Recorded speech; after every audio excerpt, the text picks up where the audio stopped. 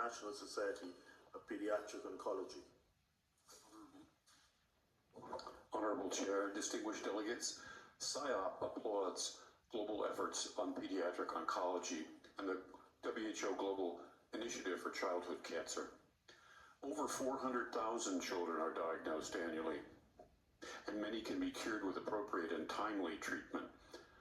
Survival marked by stark inequalities can be as low as 30% in resource-limited settings. The designation of childhood cancer as a WHO Best Buy indicates the multiplier potential of investment in this area. Actions on childhood cancers should be integral to renewed commitments on NCDs.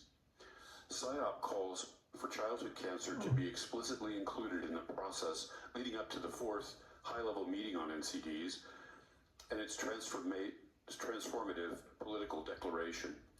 We stand ready to join stakeholder action to elevate progress in quality care, equity, and inclusion in childhood cancers on all NCDs. Thank you. Thank you. I give the floor to